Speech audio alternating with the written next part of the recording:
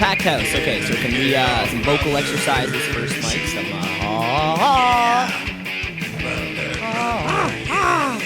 Wait, what is that? That's what you do to scare skunks away. Well, yeah, because you would know. You would know everything to do with scaring skunks. Exactly. What do you have to now do? I know for next time. What's the sound? Oh, of course, right. And you need to gargle a little bit. If a skunk was here, he'd be gone so fast. Sounds like some Fiend noises. Just like I'm like, Yeah, I warmed up. Exactly. Okay, folks, we're all cleared up. Our vocals are ready. I think it's about time that we get kicked off for the show, folks. That's right. You are listening to the Shoot Brothers Wrestling Podcast, the only wrestling podcast online, which is hosted by myself, Cameron Osborne, and my co-host, Mike the Shoot Shepherd. Dropping the bombs, baby. Dropping the bombs of the wrestling world, folks. That's right. We've got no kickoff show. This is right into the main show. No kickoff show, because who's gonna who's watching that anyways? Imagine a podcast kickoff. It's like, all right, in 30 minutes, we're gonna start recording our podcast. In 30 minutes, we're gonna talk about the show we're going to do, and then go ahead and do it, folks. We have a great show coming up for you today. Of course, we have our Raw, our SmackDowns, our fallouts from the SummerSlam 2019 weekend, which, of course, was live here in Toronto, and you bet your ass we were there. Review. Back-to-back nights, 2 big shows, 2 hot crowds. A lot of great wrestling. Back to back. You know what? And there could have been one day we'll have to make it all 4. Yeah, some people do. I mean, that's a lot, but yeah. I picture in one day. 5 or 6 years, next time one of the major pay-per-views comes to Toronto. You know, if maybe it'll happen every 5 years. There has to be a time when we go Saturday, Sunday, Monday, Tuesday. Yeah, because they were pretty good episodes of Raw and SmackDown this week. Some big stuff happened. So. You know what? I would have liked to be there. I would like to be there. A time will come when we will actually. I guess. Well, if SmackDown moves over to Friday, let's say that's permanent. Well, then you get the preview show and the review. You get the go home and the show right after. Yeah, how does that work? Right, like that's how it'll be, I guess. Right. So Friday. So Monday, the Monday after Mania, like the Raw after Mania, will always be a thing. But then you have to wait 4 days for the SmackDown after Mania. Yeah, that's why I think people will probably just go for the SmackDown before Mania, and then and that'd be weird. All that day in between. What are you gonna? And make it make it like a Friday, Friday, Saturday, weekend. Sunday. Yeah, it's your Easter weekend there. You get to. Yeah. But I guess WrestleMania they also throw the Hall of Fame in there too, so that's an extra day. And I don't know. What day's the Hall of Fame on? Oh yeah, that's this year is Saturday, and they moved TakeOver to Friday, and that's where SmackDown is, so they can't do that. So right, it's the same. Not my problem. Not my problem. What do you mean? You're not booking WWE programming these days? Oh, if I was, oh boy. Let me tell you, folks. I think it's about time let's just get right into our Saturday night show, our takeover, NXT Takeover. The bank. Still not. I don't know if the bank is on yet. But NXT Takeover Toronto 2 live. We were there Saturday. Yes, the one with the moose antlers. That was our takeover. The one with the moose antlers. Yeah, folks will remember that one forever as the one. I suppose caribou. That's our national 25-cent animal there. As the one with the antlers. Yes. In Canada, we call it a quarter. What do they call it? What do they call it? I'm just kidding. They call it I was about to say. They call it a Lincoln. They call it a Linky. A Linky. A Linky. There we go. So yeah, we got there. You know, we're sitting there at the Air Canada Center. Upper bowl, great seats. Oh yeah, good view. We could see everything. I think pretty much any seat it's good for a wrestling show. Pretty much, you can the ring's elevated a bit. It's not as large as like a hockey rink, so you're kind of just focused on one spot. Yeah. And I guess we got there right before the first match. Perfect time. Yeah. Perfect timing. Right at the start of the live takeover. You thought it was going to be the North American match. I thought it was going to be the tag match, and one of us had to be right. I think you know what, that was the only difference in the way that we booked the show, and I think and it was perfect. We kicked off with our NXT Tag Team Championship match. We had the Street Profits. We had the Undisputed Era. Undisputed Era is going for gold. Going for all gold.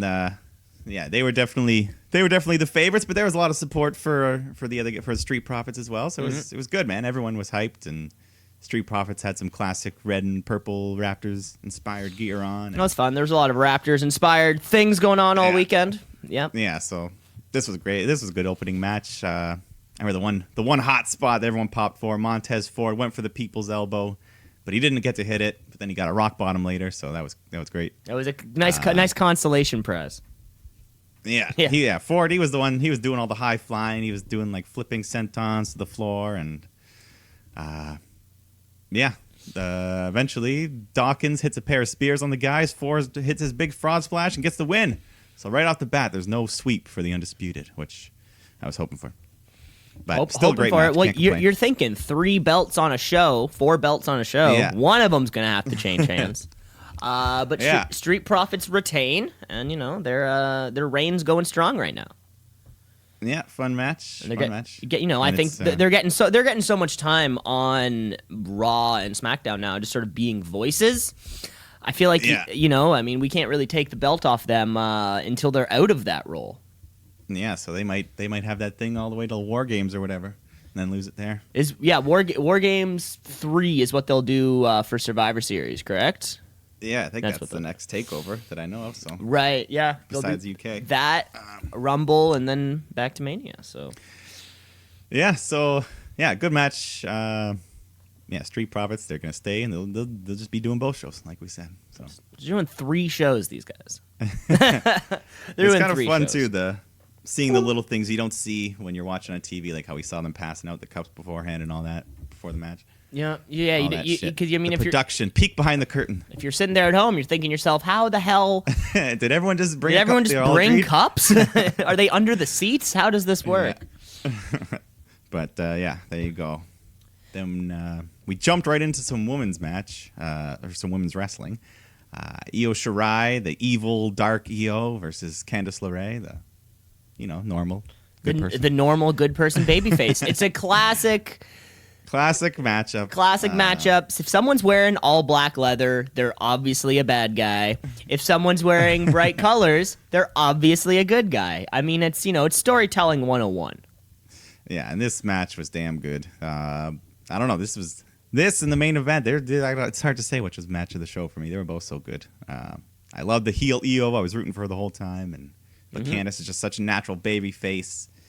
A lot of big moves. Io hit the Spanish fly off the top rope, and she also fucking hit Hangman Adam Page's finisher at one point, the Deadeye. That was crazy. I'm pretty sure it looked a lot like the Deadeye. That's the one where it's like the reverse tombstone. It's like a okay. Yeah, it's like a tombstone, but they sit on your face.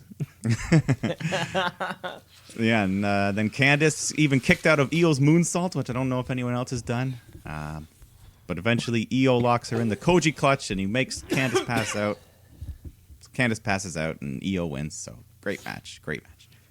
Crowd was hot for it. You know what? Like I think you said earlier that this might be the first non-title women's match that's been on a takeover before. Yeah, and the only time that they've ever had 2 women's matches on the show, and they showed why. They deserved it. Of course, right? I think you can throw 15 more minutes into a show, and even with this match, the show wasn't too long. Yeah, no, takeovers have never felt long. They never run long. They're always just perfect. They never have, exactly. So why you can throw another match in there, and I think the fans are gonna be fucking chill. Yeah, we were fucking chill. I know that, you and I. Yeah, another guy who's real chill is Matt Riddle, because he came out next, and he was just all fired up. He was pissed off. He's not on TakeOver. He's calling out Killian Dane, and Dane comes running out, and they start brawling up and down the ramp, and eventually they jump off the stage through a table set up.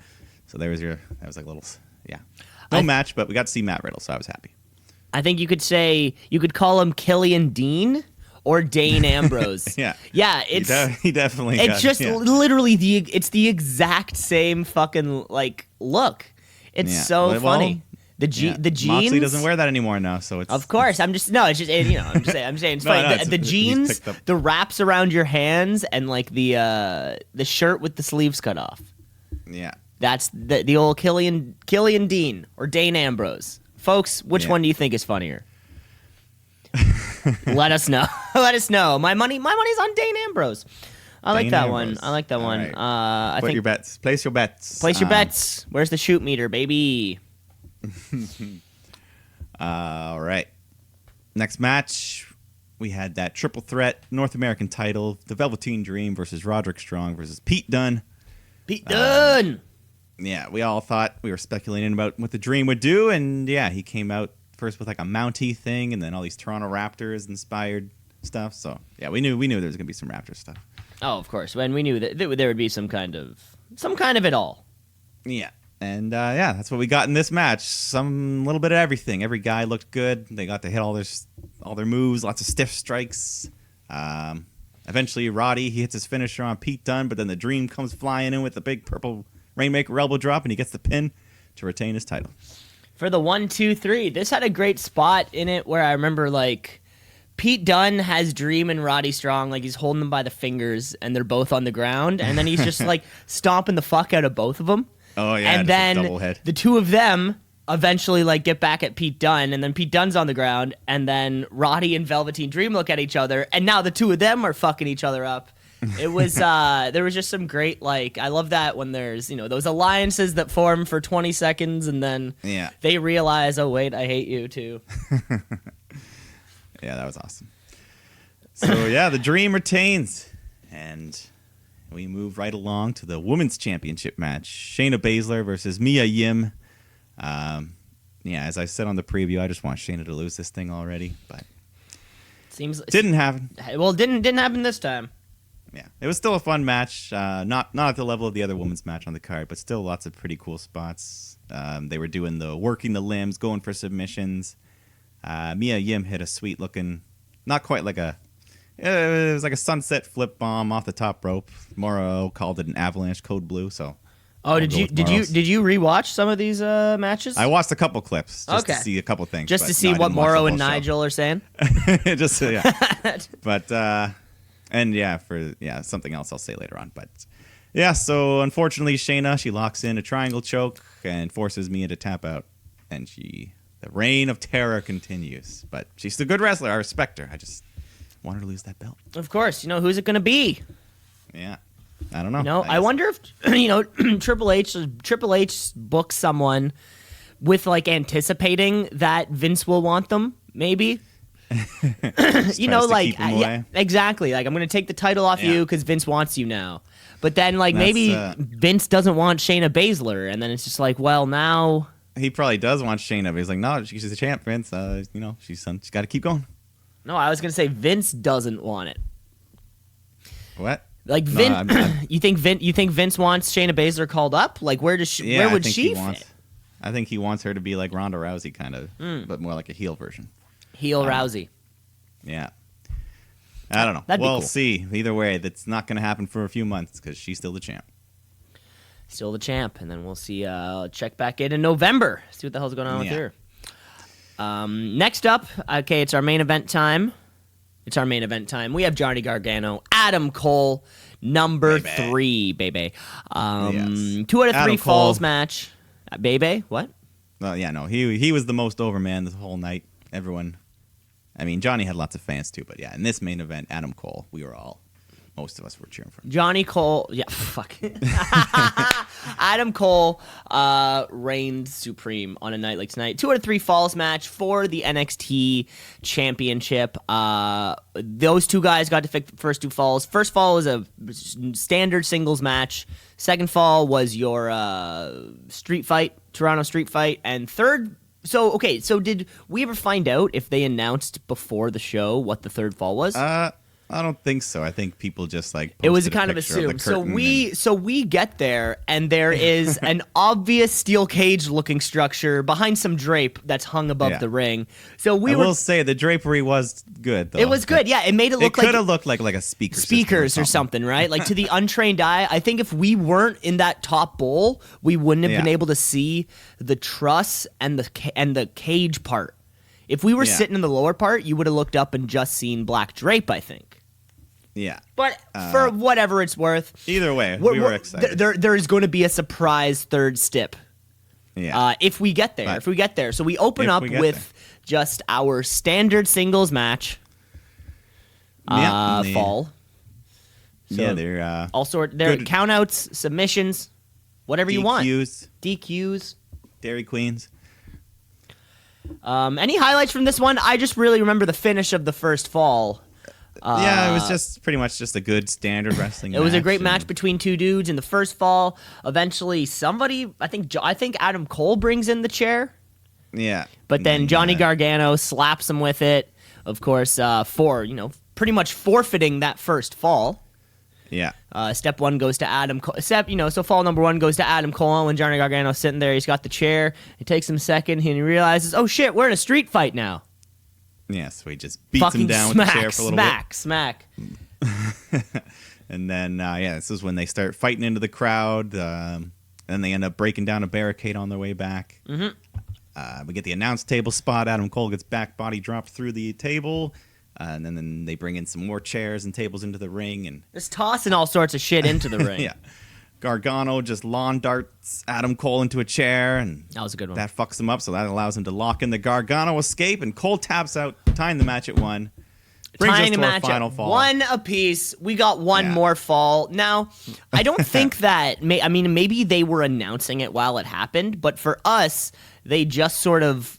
I think someone got on the microphone and said something. I don't really remember. But we were too hyped. We were too hyped. I remember they said there will be no escapes. So, the only way... I do remember that. Yeah, you're right. You're right. God. But we were still just so hyped because we saw the cage coming, which we expected, but then there was all these other weapons attached to it, like barbed wire, kendo sticks, sledgehammer, fire extinguisher, everything. A bag, a little sack full of stuff. Who knows what could be in that sack? And it might get emptied. Who knows? And there was a couple tables just sort of sitting, across the top. Yeah.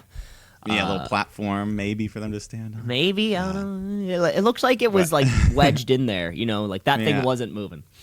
Of course, the cage comes down. They take a minute to sort of reset, make sure everything's good, and boom. Yeah, we're both grab a kendo stick and they just start swinging at each other like mad. And Johnny Gargano hit a tornado DDT onto these seated chairs, which looked pretty painful because Cole just nailed the side part of it. Mm-hmm. Yeah. They were teasing that Panama Sunrise all match, and then Cole finally hits it. Or I think he hit a second one as well, off the ladder at some point. Yeah, I think he jumps off the ladder. Yeah, so he still lands, and it's the same, but it's not. Cooler, but it's not really. Yeah. it's like. Yeah, I don't know if it helps it look better, but it's still the move you want to see. I don't really know. We get we get that Panama Sunrise. Yeah, and then Johnny Gargano hit a Canadian Destroyer off the top rope there, so that's pretty similar, but just as cool. And these boys are just going for it. Yeah, they finally get that bag, which I was hoping was thumbtacks, but then that's what years of wrestling has led me to believe. But that unmarked sacks can only be filled with thumbtacks, nothing else. But instead, it was just some brass knuckles and wire cutters, which Johnny uses. He climbs up and cuts off a piece of the barbed wire, which is wrapped all around the top of the cage. And so he's got a piece of barbed wire. We build to the big finale. They've got a ladder in there. They set up 2 tables in the middle of the ring. They climb to the top of the cage, where that little the table platform is. And Johnny's trying to attack Cole with the barb, but Cole grabs him, and they're both just on the top, and they go flying off the top of the cage through the tables. And Cole manages to get his arm over Johnny, so the ref counts to 3, and he retains his title. So big finish. Is barely able to get his strength to get his arm head. Around there. Yeah, I caught the finish. On the old cell phone video, which was pretty. Which was a pretty fun great spot. Great capture, great view. Which was a pretty fun spot. Yeah, it looked painful as hell. It's And 3, so what? So this is now Adam Cole has won 2 of their 3 matches.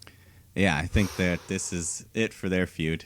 It could be it. And then after the show, I think NXT is probably off air at this point. But but there was a solid 5 minutes of Johnny wrestling's. Yeah. Thank you, Johnny. You deserves it. All sorts of stuff like that. Standing ovation. Yeah. Yeah. So Candice LeRae's out there. So I don't know. Was it the send off? We're not sure. We'll have to see. But the crowd treated it like it could be his last thing. Yeah. It sort of seems like a smaller dude like that. might not be as utilized as possible on the main roster, but like what the hell do you do with someone, right? Once they've sort of done it all. Yeah, I don't know where else there is. They've elevated all the other talent around them, and then it's like shit. Like, what do you keep doing? Yeah, you know. So the Johnny Watch is on. Johnny Watch, and closely linked with Ciampa Watch also. Yeah, so those two guys are gonna find each other again. Just wait. If we had a graphics department, a little watch with Johnny's face on the and then like like it's 60 Minutes. Johnny Watch. Johnny Watch. Yeah. Today, Johnny Gargano was seen at a McDonald's hamburger shop in Gainesville, Florida. Oh, well, that's close to NXT. That's not a good sign. That's not a good. Well, that's why we're on Johnny Watch. Johnny Watch. But Adam Cole is your champion still, baby. Baby, so, that was the show. The only undisputed era that stepped up tonight. That was the show. Yeah, Uncle Dave gave preferred the Io Shirai Candice LeRae match. Io Shirai, sorry. Yes. It's just one of those things I'm never going to pronounce properly. Yeah, it's almost like part of your gimmick now. You're like Don Cherry, you just say things like semi-intentionally wrong, or because I'm too like. You're stubborn. I'm too stubborn to learn the right way. Yeah, I think it's more one of those. No. Like, what's that thing? It's like that thing that's in mushrooms that I always call cybacillin, but it's not called cybacillin. Oh, yeah. But I call it that, and I'm not learning. And then someone will say, no, it's this. And I'm like, I don't care. You know what I meant, so fuck off. Uncle Dave liked that match the best. He gave it 4 1/4. And what did he give the main event a 4? Gave the main event a 4. So they're your two highest matches of the night from him. Yeah. And certainly my 2 favorite matches. My 2 highest matches. Street Profits were a lot of fun. But yeah, everything was great. Yeah. Just like no downers. Yeah, just like we've come to expect from takeovers. Yeah, good show. And then let's move on the next night. So, we left the ACC. We got a couple drinks in us later on in the evenings, spent a night on the town, and then we woke up the next day ready to come in hot. Oh, yeah. Because it's the summertime. It's the biggest party of the summer. We're sizzling. We are sizzling. Of course, we make our way back to... the bank. The ACC. As it's called. For those that don't know, Scotiabank Arena is where the show was. I don't know what he's talking about. I don't know what he's talking about. Totally different building, totally different sign. Same city. And same building. So we're doing SummerSlam, baby. We're talking SummerSlam. We got a lot of shit going on here. We got Brock is coming back. Kofi and the Ran Man, the Fiend, the premiere of the Fiend. So we got a lot of shit coming on. Of course, we bought our tickets on StubHub a little bit later. We show up to the. Which by the way, I think it's amazing that we showed up at the exact gate that we did. We show up at the gate, they scan our tickets, and we get directed to customer service because they actually moved us. A little message pops up. It's like, boop. We're like, uh-oh. They actually moved us, and we're going to get new tickets, which I was really funny because if we went in at any other gate, they would probably have to tell us, like, no, you have to go all the way around. Yeah. Because everything. So we come to the customer service, and they're like, hey, we got moved. Or like, these are our tickets. Like, oh, you guys got moved. We got moved from section 323 to section 106. We're talking lower bowl, roll 6. Yeah, lower bowl, 6th row, like platinum seats. Right where the players would come out from the locker room. Mike, when you went to the washroom, I was 10 feet away from... Now, I'm going to try this. Okay, so J, double E... double F, double J, double A, double R, double E, double T. We got a little. Because I'm too stubborn and I don't want to learn it. That's right. I was like, like Jeff. So Jeff Jarrett is just walking right out in some kind of production managerial role. All sorts of officials were coming in and out. Like, we were close to the fucking action. Yeah. Yeah, free upgrade. The place was still sold out, so we don't know what the whole deal was. But no idea what happened there. A few other people in our row also got upgraded. Yeah, we were all, maybe they were fans of the show. They knew ahead of time, so I don't know. And they're like, oh, shit, maybe they are. So we miss a couple of the matches on the pre-show. Of course, we do catch the Iconics Alexa Bliss Cross match.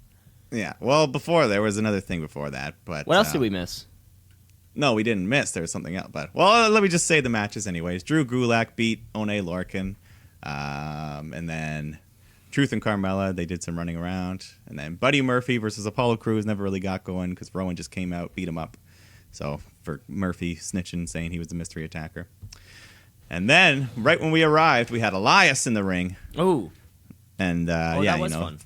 Yeah, so of course he made fun of the Leafs, the Blue Jays, Kawhi Leonard leaving, and then Edge, the Rated R superstar, Hall of Famer, 11-time world champion, Canadian. And just all around good wrestler. And all around just nice guy.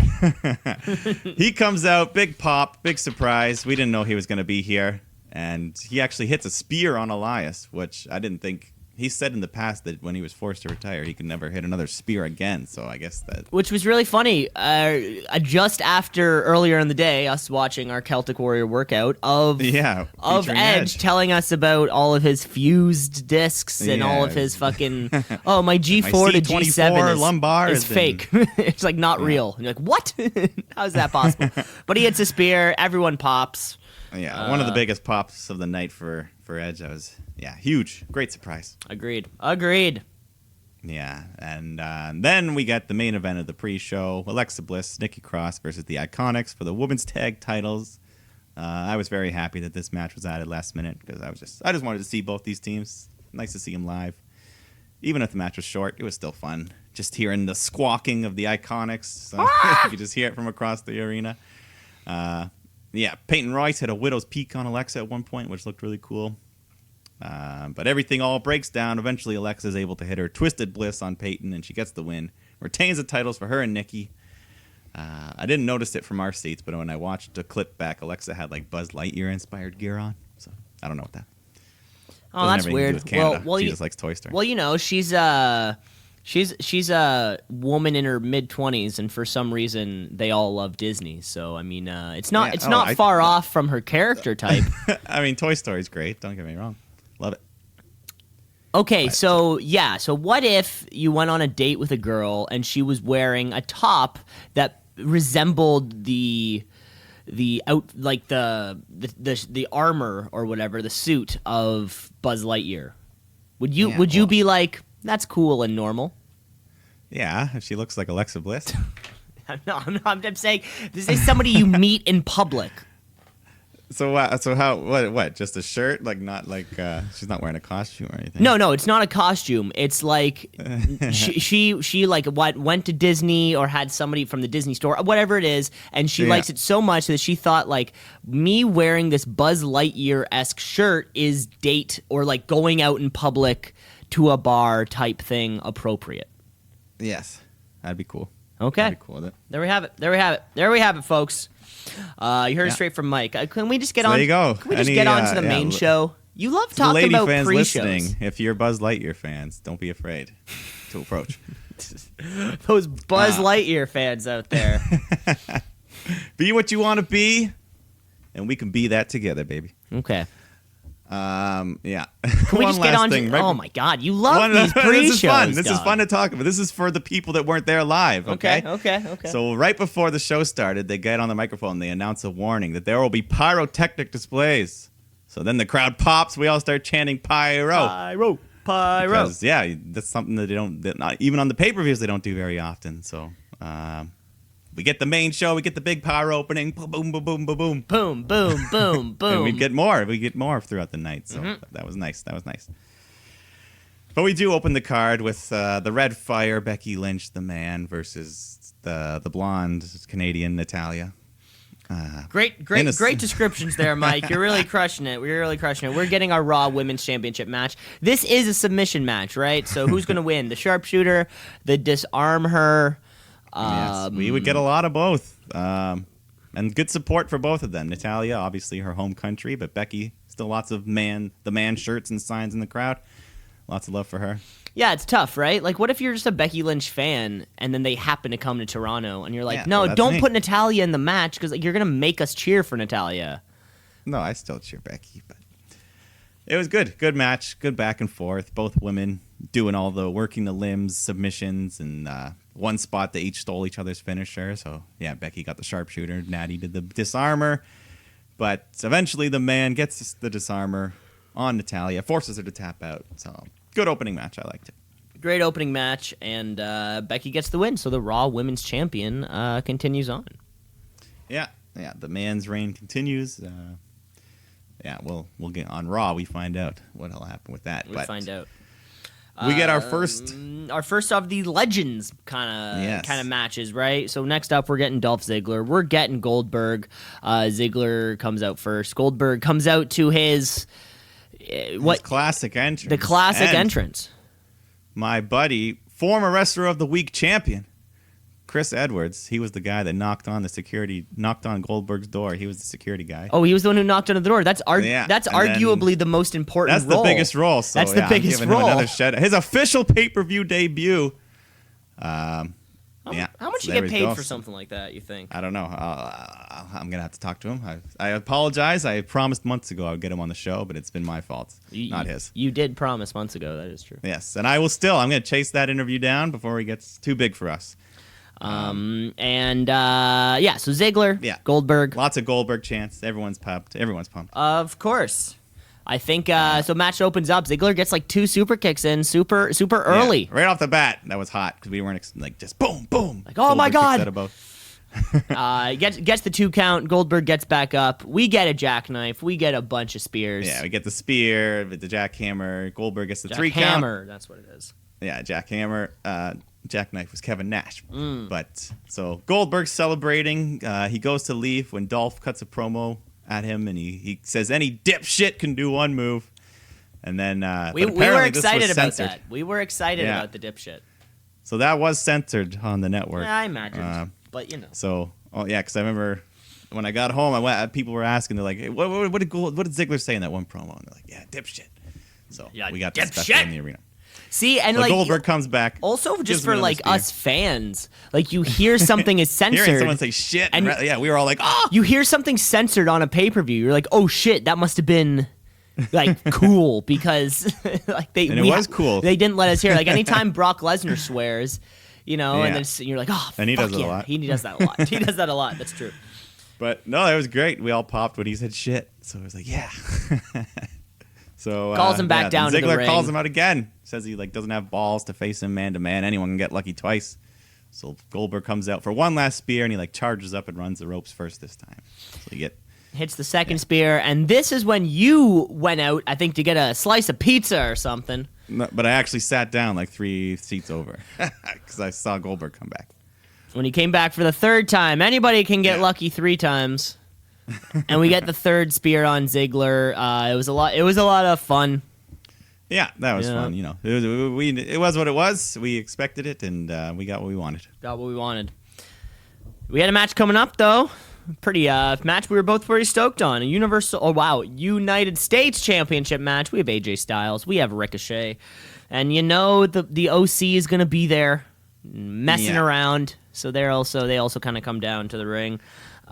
This was another thing that I went to watch because this was where during the entrances when they all panned to the foreign announced team. This is where we had R-Truth and Carmella. They were dressed up. Carmella said she's Shania Twain, but she had like a British accent, and Truth says his name is D. Wayne Gretzky. And then so that was them, and then the band Dwayne Gretzky was probably pretty pissed about that. I didn't even know that was a band. So. Yeah, there's a big like Toronto cover band called Dwayne Gretzky that play a lot of those like Nathan Phillips Square type shows and shit like that. Yeah, okay. Yeah. They're pretty big. Yeah, and then Drake Maverick shows up in a Kyle Lowry jersey looking for them. So, and that was it. That was it for the 24/7. Nothing else on that. So, on to the match. Ricochet. He was dressed up in a Nightwing inspired bodysuit.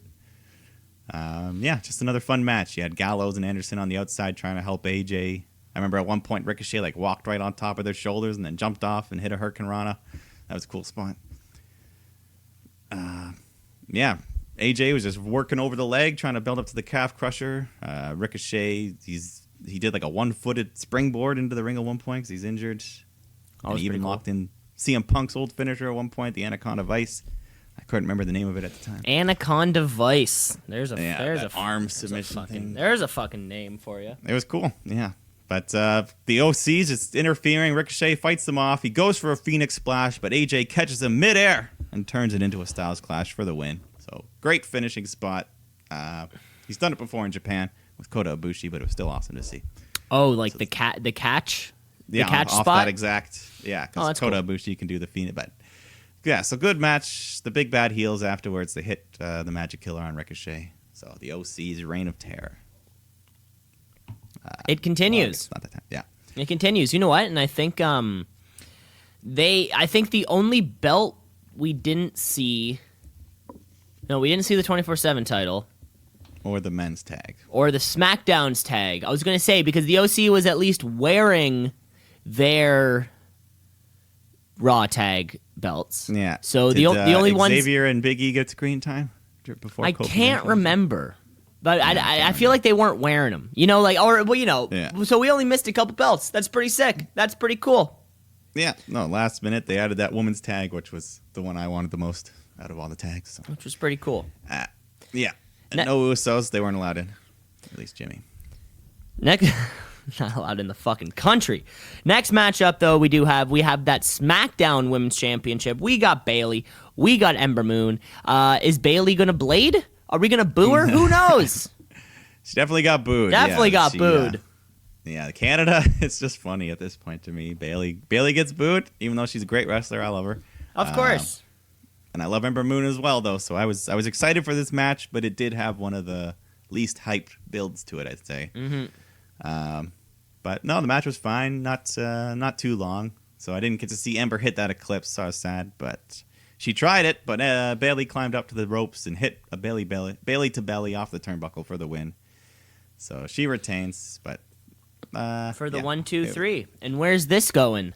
I've got a booking scenario for you, but we'll talk about that later, Mike, if you're even curious. All right, I am. Yes. Yes, I am. Okay, so we have our next matchup of the night is going to be our big Canadian content. You know, every radio station needs to have at least, they say, like, it's like every hour, it has to be like 7 minutes of Canadian or whatever. I think it was the same kind of thing for this, right? We needed to have Canadians on it. Every third match. Every 3 matches had to be a Canadian. And this is or at least Canadian, like, adjacent. And we're getting our first one of the night. We have Kevin Owens. We have Shane O'Mac. If Kevin Owens loses, he's going to be forced to quit.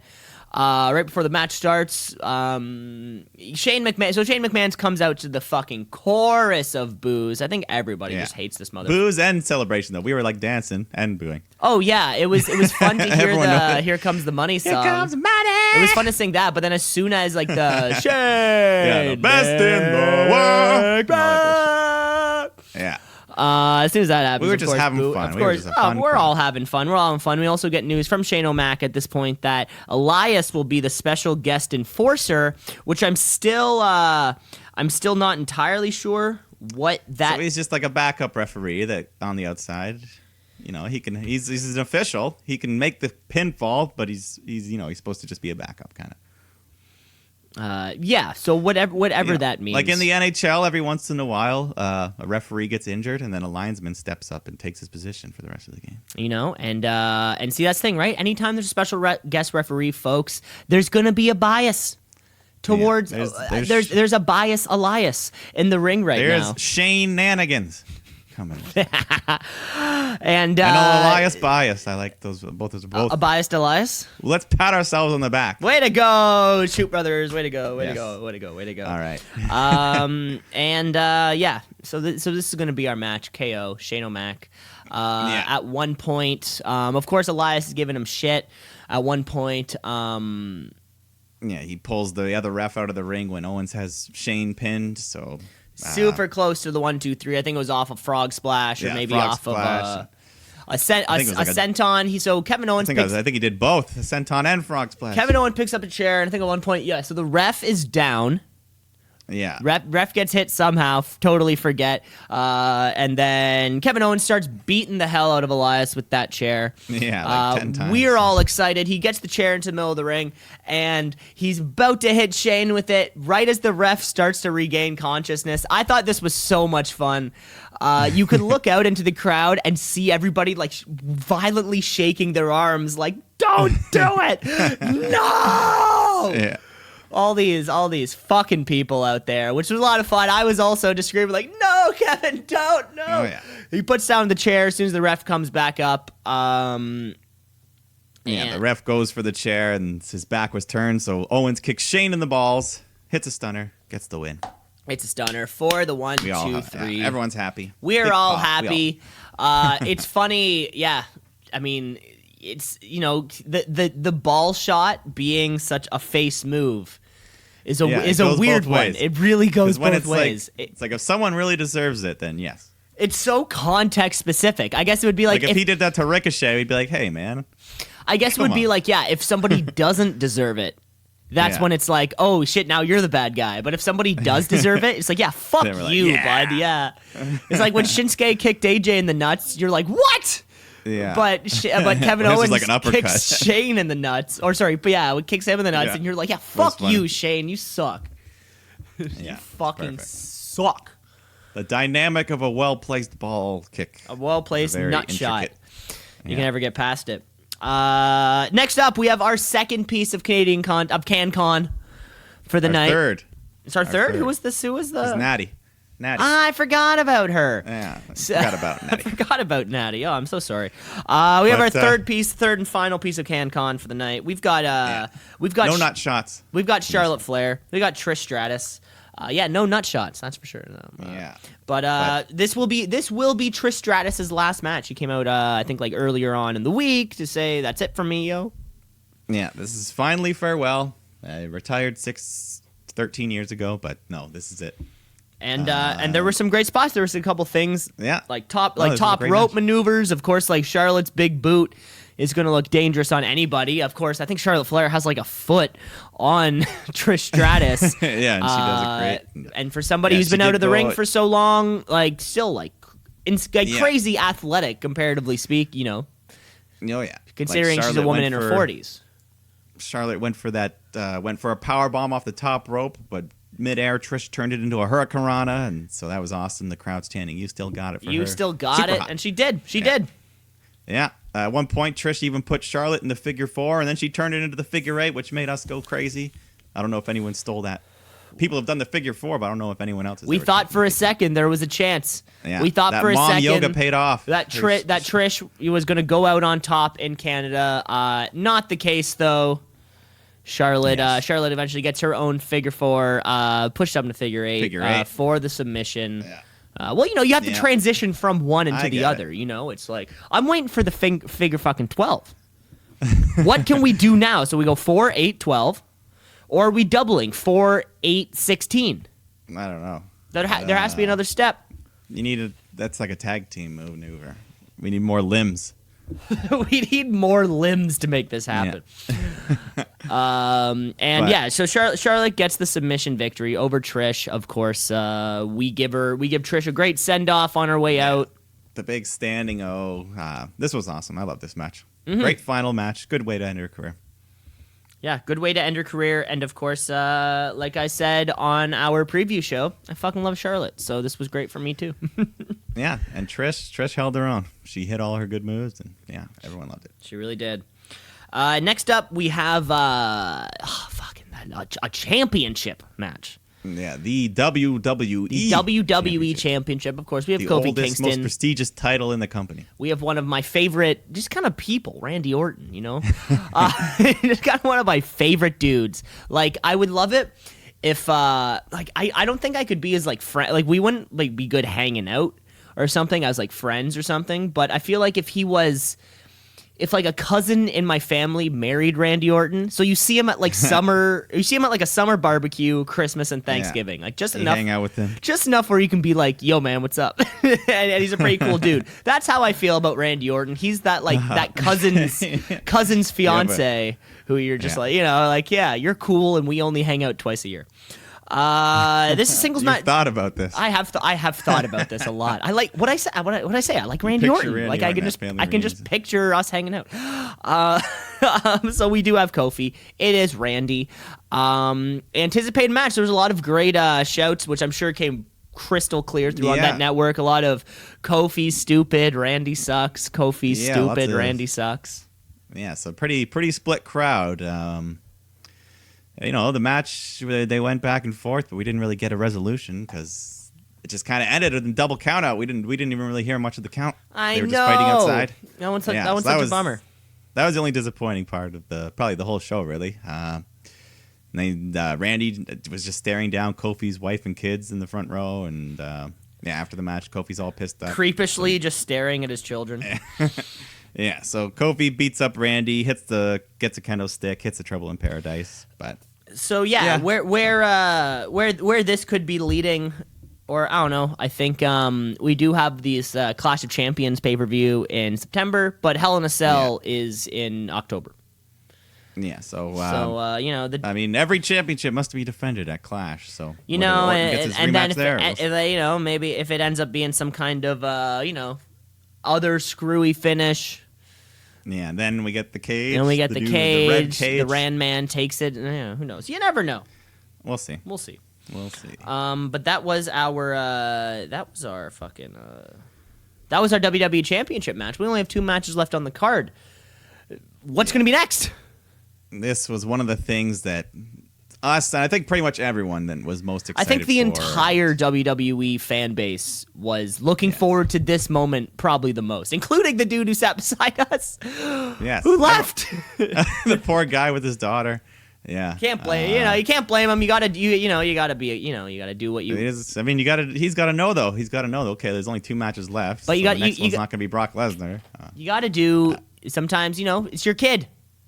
We don't have kids, Mike. We don't know what that's like. We don't know what it's like to have to put somebody else's needs above our own. I have a dog.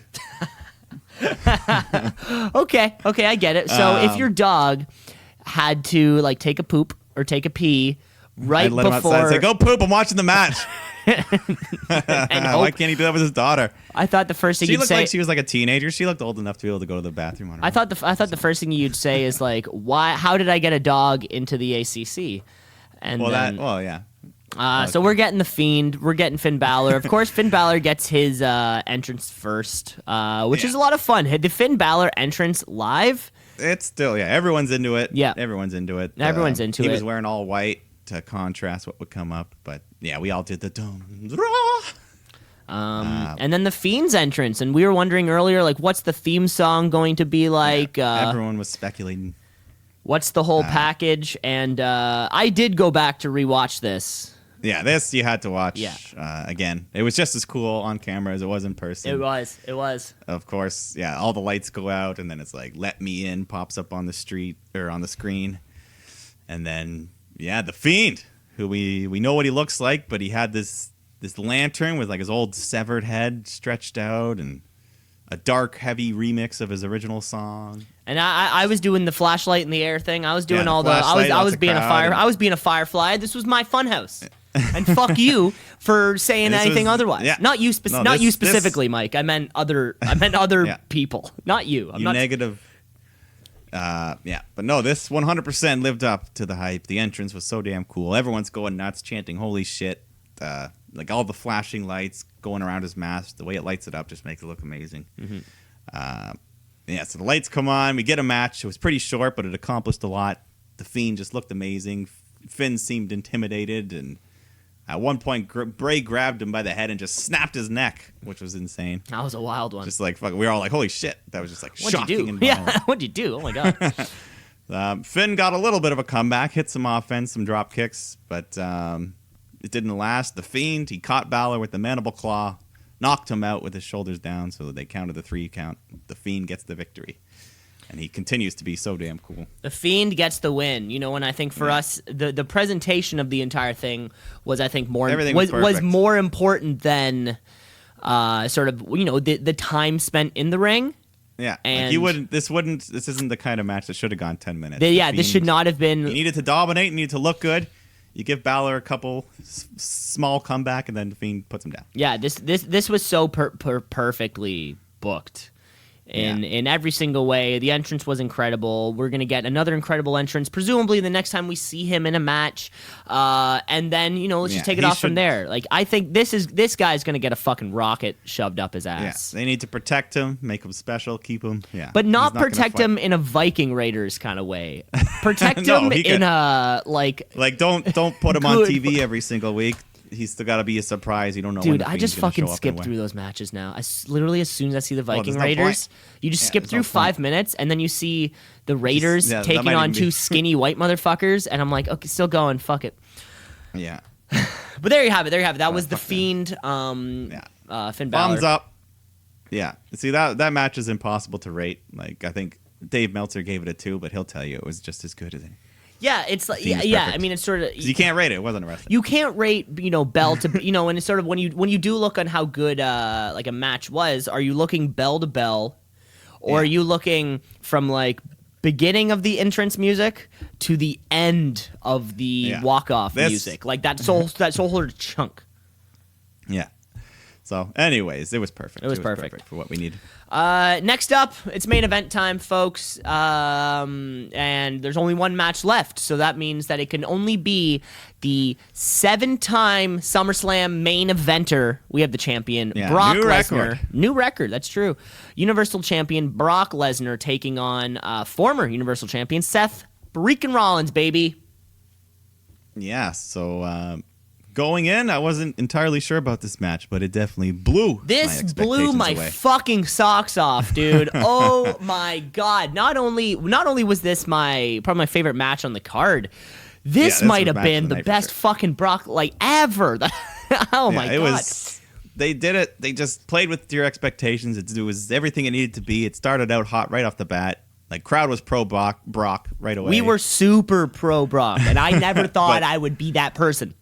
Yeah, but fucking Seth Rollins was just so amazing that he shifted as it went on. Like, so early on, Lesnar's going after the damaged ribs, but then Rollins hits a super kick.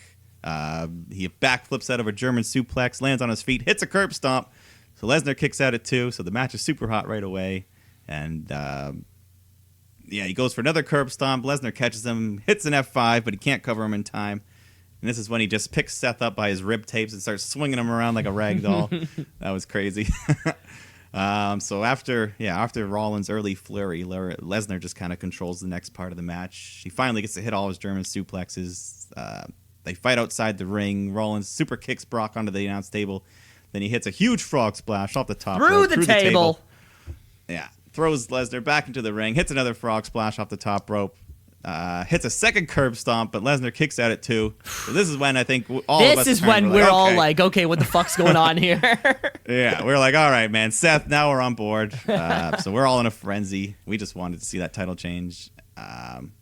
They got us. They got us with this booking. Rollins goes for another curb stomp. Brock catches him, sets up for an F5, but Seth lands on his feet, super kicks Brock, hits the third curb stomp, gets the win. We were going crazy. Great main event. Everyone was happy at the end, and that's the testament of a good wrestler, that he completely turned the crowd in his favor by the end. How do you do it mid? How did they tell that story in less than 15 minutes? Yeah, everything for the crowd to shift so dramatically. Yeah. Like, there were audible boos for Seth Rollins. Oh yeah, audible boos. We all wanted Brock. You know what? Fucking A. Just Brock Lesnar there, man. It was so exciting, and I think like just seeing him come out, the size of the man, and and of course, strength. Of course, the Paul Heyman intro promo that everyone wants to sing along to. Yeah, and everything about that, which I just think is so fucking fun. I watched that whole match back after because it was so good, and I got to see when they zoomed in on Seth celebrating, he was actually like crying a bit. So I think he was emotional, like, wow, I won this crowd over. Put on a hell of a match. And then the fireworks went off, and so he celebrated to end the show. It has to be. We were all happy. It has to be hard, yeah, exactly. That's if that's what your goal is, professional wrestling, that's one of the things. How do you do the thing, which is get everybody to like you? Yeah, or get everybody to hate you, whichever way you want to spin which it, he's right? done in the past as well, yeah. Whichever way you want to spin it, but my God, Brock Lesnar's third Universal title reign comes only like a couple months. His shortest one yet. Yeah, Since Extreme Rules. Yeah, just about a month. His shortest one yet. But yeah, perfect. Everything I loved about this was great. Yeah, what a match. What a match, and what a SummerSlam. Fucking. Yeah, at the end of the day, pretty much every match was good. Just that one finish that we didn't like, but no, everyone else. Nothing terrible. Nothing terrible. Uncle Dave liked that match the best. Gave it 4 or something. Gave it 4.25. Yeah, that I would give 4.5. I'd say at least, but you know how Davey is. You know how Uncle Dave is. And there's our weekend, folks. That was our WWE SummerSlam NXT TakeOver Toronto weekend. Yeah, we almost had an extra match in the crowd right in front of us. There's only we almost had a free match, and you know this one guy wouldn't sit down the whole night, so these people called his girlfriend fat, and then he just wanted to fight the whole row, and there was like 2 rows behind us. We just kind of got to watch it all without any trouble. Oh yeah, we were firmly out of the action. Yeah. I wasn't going to step in and break people No, up. I don't know. Absolutely I don't know not. Fuck those people. Yeah, I'm not spilling my beer for this. I'm not spilling my beer for beer. this. Yes. But, yeah. No, great SummerSlam. Great weekend. Great SummerSlam. Great weekend. Let's before we take a break though, folks, let's swing ourselves around to the other side of the world with this week's New Japan coverage.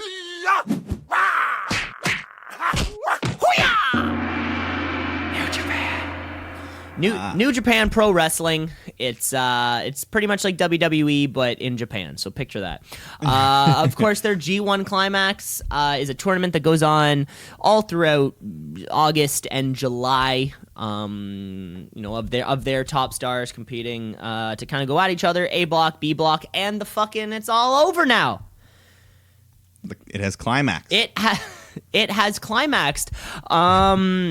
So coming into it, the Moxman was on coming into last weekend. The Moxman lost 2 in a row. Yeah, it really wasn't looking good for him, and he did end up losing 3 in a row. Lost to Juice Robinson in a part of the tournament match, not associated with his IWGP United States champion. So we do get our final dudes in our 2 blocks. We have Kota Ibushi. We have Jay White. These guys are gonna go at each other. Hell yeah. The match is a lot of fun. You should check it out if you can find it anywhere online or on that, on New Japan's streaming service. Kota Ibushi does pick up the win. Love him. He less. It looks like he cares a little bit more about his neck. Yeah, that last than in previous times, but every single time you see it, he's still got to do at least watching Kota Ibushi is kind of like you just got a puppy. So picture like the first time you saw Kota Ibushi and the puppy's like, oh, look how little and fun he is, and then you see the puppy like a few weeks later and it's like, oh wow, he's like a lot bigger now. And then you see that puppy a couple weeks later. It's like, oh, it's a lot bigger now. That's me with Kota Ibushi just over the last like 2 fucking years. This guy is huge. And if that puppy fell down the stairs and landed on the back of its head and got up. I think this was the first Kota Ibushi match that I remember since probably Wrestle Kingdom. And I swear this guy's put on like 25 fucking pounds since then. When we already established that he was a big old motherfucker. Yeah. He's cut, he's lean. So there you go. Yeah, Kota Ibushi, you get the win. So I think that means that he gets I think like you get the trophy of being like G1 Climax winner. Yeah. But I don't know if it means you get a future thing. I mean, I don't know if it's official, but I think it's pretty much always happened, or at least it's happened many times where they go on to fight in the main event of Wrestle Kingdom. They go on to fight, yeah, however that works. Also news coming out of Japan is that it will be what's the word I'm looking for? So I read that Jon Moxley's contract ends the night after Wrestle Kingdom 14. Yeah. Which is that's like not till January. Which is January 4th, which is weird that there is possibly a couple months of that maybe overlap maybe between AEW and New Japan. Like the I think they're financially it made so much sense for both groups that it was like, okay, they're like, what's an extra 2 months? We'll let Moxley do his thing. Like I do know, however, like there were certain rules, like dudes who couldn't wrestle in America, part of the G1 Climax, like Jeff Cobb, Juice Robinson, and John Moxley were all in that B block because of their other signing commitments. You know, I think Jeff Cobb's, like Impact or whatever it might be, they weren't allowed to wrestle like the Dallas date of the Climax or whatever. So they make it all work, but that's a chance. Who knows? Yeah, so Kota Ibushi, yeah. So it is. You do get a shot at the heavyweight championship if you win. Okay. So so we'll have Kota Ibushi and probably Kazuchika Okada for that. And Wrestle Kingdom 14, it's also going to be Jushin Thunder Liger's retirement match. So I love Jushin Thunder Liger. And possibly some kind of Moxley IWGP United States Championship match. Who the hell knows? Yeah, well, still a long way away. Before we move on from New Japan and move into our break, one more thing. We had Kenta.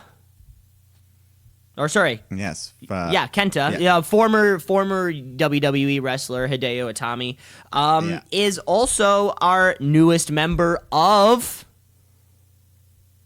the Bullet Club, baby. That's right. After after his with so we had a match a couple nights ago against, I want to say it was fucking I want to say it was Shingo. I want to say it was Shingo, but maybe it wasn't.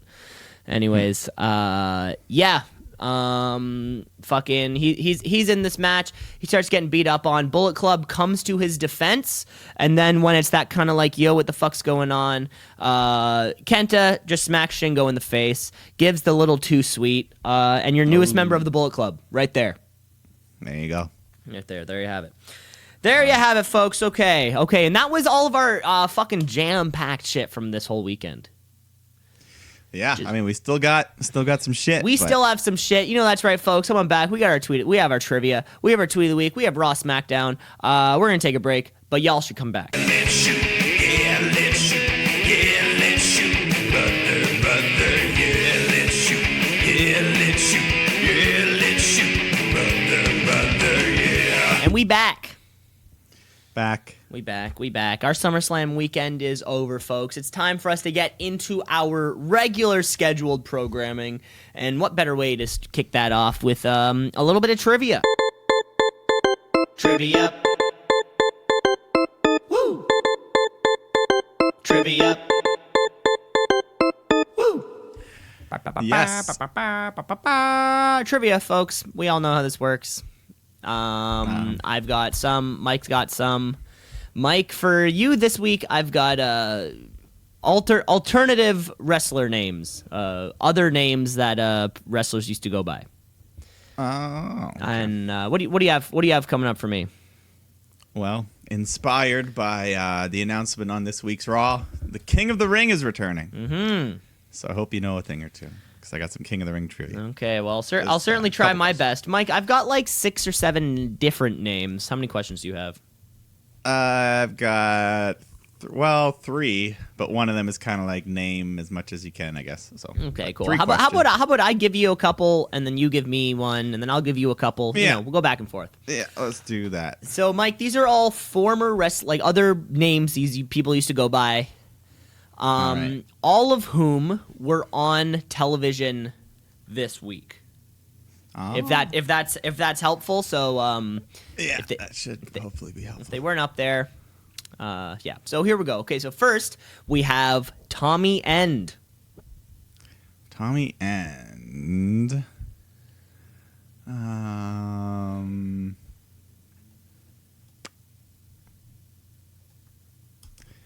don't know. I'm gonna say Johnny Gargano. Johnny Gargano. Wrong. NXT man. No, we're looking for Aleister Black. Okay. That was a name. Yeah, I was feeling NXT. It was his pre-NXT name, but you were pretty close. Okay, next up. Tommy End. Next up, we have Consequences Creed. Okay. So the Creed part, makes me think Xavier Woods. Is it Xavier Woods? It's Xavier Woods. Okay. There you go. All right. Consequences Creed. Okay, Mike, what do you got for me? All right. King of the Ring. So there's been however many, but there's only been one 2-time King of the Ring winner. Do you know who that man is? I'm going to say Stone Cold. He won it once, but the only 2-time is Bret the Hitman Hart. Bret the Hitman Hart. Way to go, Bret. There you go. Way to go. Okay, Mike, I got a couple more names for you. All right. First off, we have Mr. Olympia. Mr. Olympia, that'd be...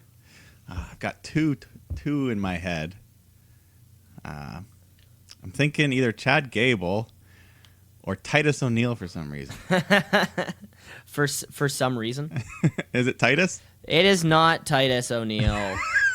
It's not Chad Gable? It's not Chad Gable also, Okay. so it's very weird. It's actually the former name of the phenomenal AJ Styles. Yeah. Wow. I guess he's just been AJ so long. It was the way when he started off his career and his kind of Yeah. I don't know why Titus, but in my head, because Chad picture Gable, him he as was in the Mr. Olympics. Olympia. I don't know. Yeah, Gable was in the Olympics. That makes sense. Yeah, that makes sense. Kurt Angle's not wrestling anymore, so it couldn't have been him. Next up, next up, we have Miss Mercedes. Okay, I know that name. Who the fuck is it? Sasha Banks. Sasha Banks, baby. Yeah. Okay. Sweet. Yeah. You want me to give you another one? Yeah, go for it. All right. So we haven't seen King of the Ring since 2015, but so do you know who that was? The last man to win the King of the Ring? Well, in the little promo video for the King of the Ring, they had Sheamus in a crown, so I'm gonna say it was Sheamus. Almost. I think he was the second last. Come on. They probably didn't show because he's not wrestling anymore. Right. But Bad News Barrett, also known as Wade Barrett, also known as King Barrett, as he became. Oh my God. Yeah. So Talk about former names. Bad News Barrett back in 2015. Yeah. Bad News Barrett back in 2015. All right. Okay, Got some I more? have 3 more, so I'm just gonna go through them. Go through all 3. We have Manny Garcia. Manny Garcia. So it's definitely. And he was on gotta be- TV this week. We're talking Raw SmackDown. Yeah, I'm gonna say it's one of the Luchas. Rey Mysterio. Close. No way, Jose. Okay. What a groaner. Everyone's like, oh, no way, Jose. Yeah. Yeah. Sorry. That's all good. No way. Next up, Jose. we have Thoruf Marius. Thorif Marius. Thoruf. Thoruf. Damn. See, I don't know. That could be a man or a woman in my head. It is a man's name. It's a Thank you. male performer. Thorif. Thoruf. I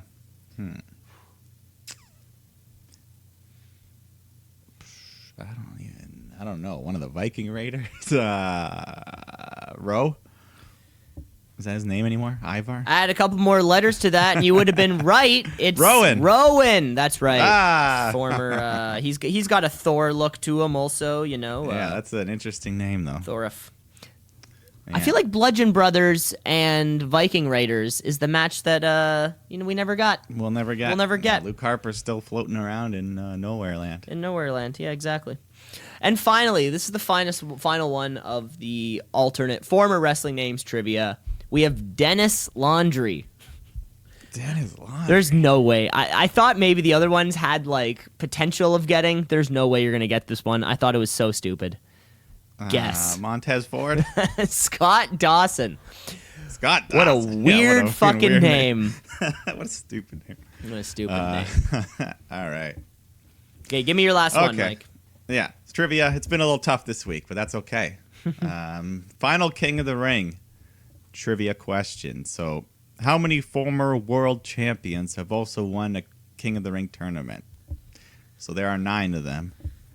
9 former world champions have won a King of the Ring tournament. Let's see how many you can name. Name them all? Okay, so when you say world championship, does that mean like Either of the big belts, any of the big belts. either the WWE championship or the WCW championship? Okay. So I'm going to say like Stone Cold. Yeah, he's I'm looking for 9 total, right? 9, yeah. Okay, so let's say Stone Cold, Sheamus. Yeah. I know that. Yes, yeah. I'm going to say Bret Hart, of course. Yeah, 3. I picture Booker T in a king and a crown. That's right. King Booker, that's 4. Okay, 4. Okay, now I need to bring myself back to like mid 90s. Okay, I'm gonna say somebody like a Shawn Michaels type. No King No, of the Ring. no King of the Ring for Shawn Michaels. Okay. What about a?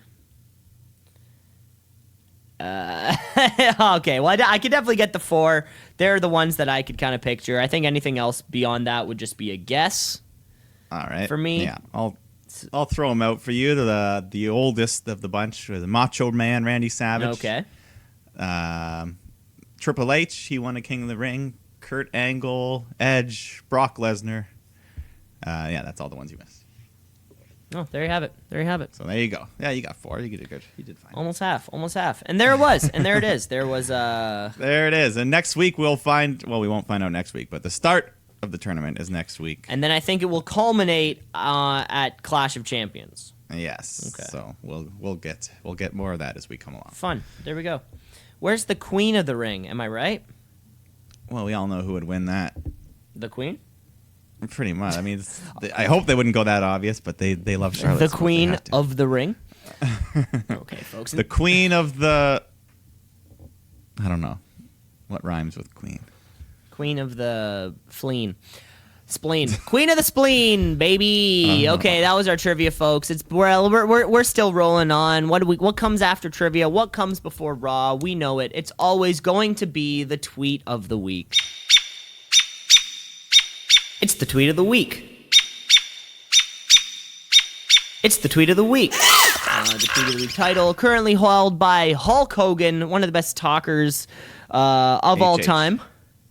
You know, we can all say one of the best promo artists of all time. And this week's Tweet of the Week champion, he has been dethroned by who I might say is the best current talker in the game. That's right. We have a brand new fucking Tweet of the Week champion that goes to none other than Maxwell Jacob Friedman. Oh, baby. MJF. The MJF. Again, in these sort of, I love when people like MJF or the Jerichos or the Randmans, when they're clapping back at just normal people who are trying to like maybe reach out to somebody that they admire or something. So at the takeover, there was somebody had an MJF sign.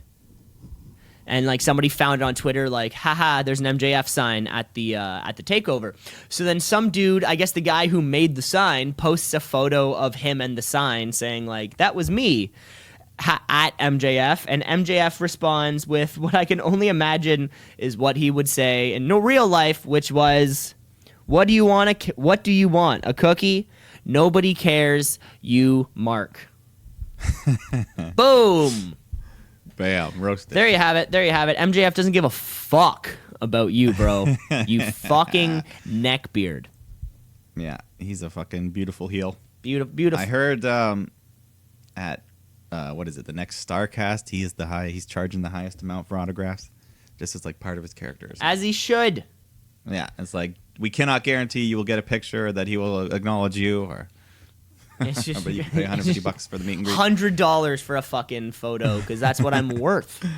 Did you listen to the Talk is Jericho with MJF yet? No, I need to though. Yeah, man, it's good. He doesn't. He was in character the whole time. He's in character the whole time. And but the way he approaches it is that this is 100% him. you're 100% believing. You're still learning things, but Because he'll still be like, blah, blah, blah, when I was a kid, blah, blah, blah, this company. Yeah. And then just always like, oh, well, I'm better than this person. And like, like, I am smarter. I am more intelligent. I am faster. I am. It's just a great thing. And he goes on, and Chris Jericho plays along the whole time. I love it. You love it. Well, I will love it. You will love it. Okay, folks. You can check that out when you're at home. But it's time for us to move on to Monday Night Raw. Live from the ACC, like it always has been. We got 4 days in a row here in Toronto. The bank. The bank. No. It's the Monday after Raw. It's the Monday after the Raw after SummerSlam. That's the word I'm looking for. And some exciting. Wait, I have an epiphany. The next pay-per-view coming to Toronto will be Money in the Bank. It's too perfect. Oh my! Don't. Money. Money. That's the theme song they use every year. Money. But, we are in Toronto, one of the greatest cities in the world. One of the greatest cities in the world. On the heels of SummerSlam, let's start rebuild. Let's start rebuilding, baby. Or you start with your heel, you come down on your toe. No, but it's the back of the foot. You would start off at the front of your foot and then work. When I step, it goes heel toe. You don't go toe heel. If I'm moonwalking, yes. Is Brock Lesnar gonna come back for some reason? I don't know. I don't know. He's got a dressing room here. He's got a dressing room apparently. We're gonna find out everything that happens. The show opens up with Seth Rollins. Rollins. Much better reaction tonight. The crowd was popping for him right away. We popped because I think a huge portion of that crowd had just seen the title change the night before. All right, you got us. You got us, exactly. And Seth Rollins comes out in his "I'm not ready to wrestle" garb. Yeah, he's still just so you folks at home know what's happening. His ribs are still busted up. It's hard to even breathe in that condition. It's hard to even breathe. He thanks the fans for thank you for reminding me what it took to take out Brock Lesnar. I can be the Beast Slayer. We did Again, we rallied with him. Before he can get any too excited, though, of course, the phenomenal AJ Styles pops out with the OC to interrupt the proceedings and challenges Seth Rollins to a champ versus champ match later on in the night. Yeah, Rollins accepts, so that'll be your main event. It was great. Short, sweet, to the point. Boom. Yeah. There we have it. And a rematch from what we saw at Money in the Bank, which was something we all, was a dream match for many people. Yeah, and it was pretty good, and we're going to get more. We're going to get more. Something we didn't get on SummerSlam was Sami Zayn, but he's here. But didn't get much of him either. He's facing Samoa Joe, and Joe just gets a quick squash win with the Coquino clutch. And then after, he just kind of cuts a promo and insults the crowd. Yeah, it's I don't know how I feel about Samoa Joe walking around with his feelings hurt, that people think that he hurt Roman Reigns or that he was, that he's in charge of this. It sort of seems like he's like, I feel like this dude is so dangerous, and now he's like, guys, I didn't do it. You got to stop blaming me. He should be like, fuck yeah, I did it. Fuck you, Roman Reigns. Suck my dick, everybody else.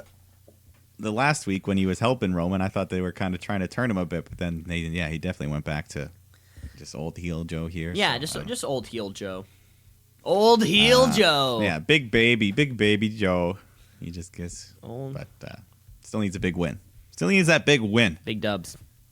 But Mike the Miz comes out next. He's supposed to have a match with Ziggler, but Dolph, he comes out. He's acting all injured. Fans are chanting Goldberg at him. We were still chanting Goldberg. Still chanting Goldberg. Ziggler calls Miz a coward for having Goldberg fight instead of him, and he just ends up cheap shotting the Miz, and we get the start of a match. So Miz versus Ziggler, pretty short match. Miz makes Ziggler tap out to the figure 4.